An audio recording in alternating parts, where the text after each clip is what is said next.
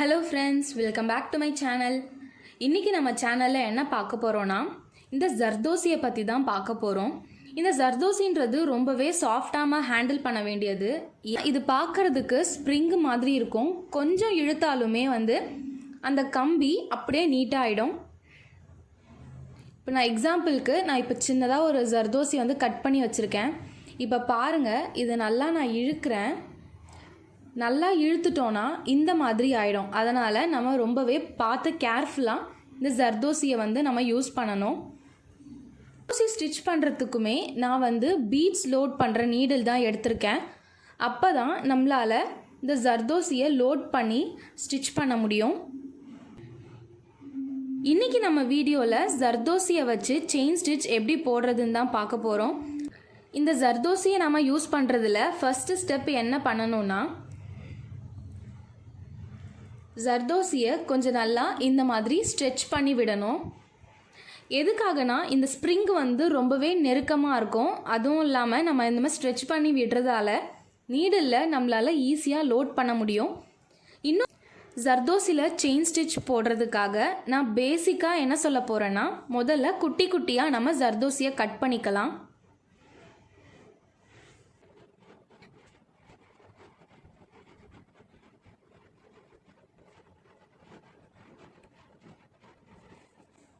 இந்த மாதிரி நான் ஜர்தோசியை சின்ன சின்னதாக கட் பண்ணி வச்சுருக்கேன்.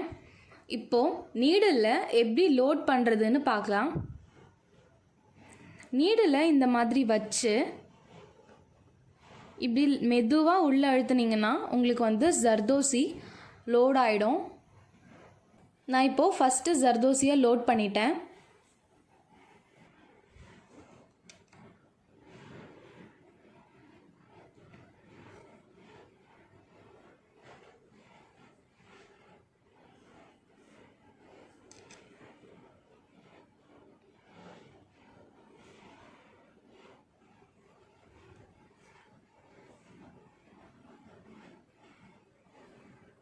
இப்போ நான் கட் பண்ணி வச்சுருக்க சைஸ்க்கு 3 ஜர்தோசி ஸ்ப்ரிங்கை தான் என்னால் லோட் பண்ண முடிஞ்சுது. முதல்ல இதை எப்படி ஸ்டிச் பண்ணுறதுன்னு பார்க்கலாம். நம்ம சுகர் பீட்லாம் எப்படி ஸ்டிச் பண்ணமோ அதே மாதிரி தான் ஜர்தோசியுமே நம்ம ஸ்டிச் பண்ணுவோம். முதல்ல நான் இப்போது ஒரு லாக் எடுத்துக்கிறேன். எடுத்துட்டு மெதுவாக இந்த ஜர்தோசியை நான் உள்ளே விடுறேன். இப்போ ஏன் மெதுவாக விடணும்னு சொன்னேன்னா, நம்ம வேகமாக விட்டோம்னா அந்த ஜர்தோசியோட ஸ்ட்ரக்சர் போயிட்டு கம்பி நீட்டாகிடும். இப்படி எடுத்து இப்படி எடுக்கணும்.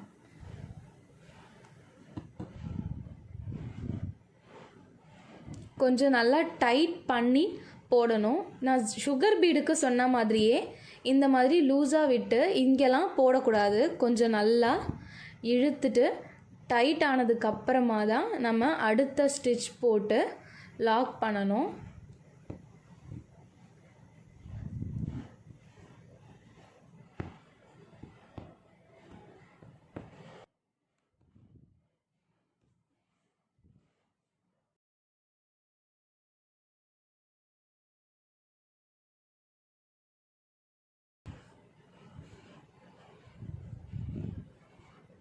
இப்படி நல்லா இழுத்து டைட் பண்ணிவிட்டு ஒரு செயின் ஸ்டிச் எடுத்து இப்படி ஜர்தோசியை நம்ம ஸ்டிச் பண்ணிக்கணும்.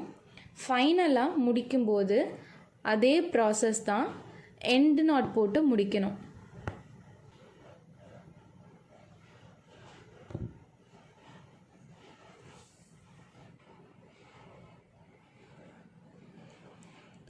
இதுதான் ஜர்தோசி செயின் ஸ்டிச். இந்த வீடியோ உங்களுக்கு பிடிச்சிருந்ததுன்னா மறக்காமல் நம்ம சேனலை சப்ஸ்கிரைப் பண்ணிவிடுங்க.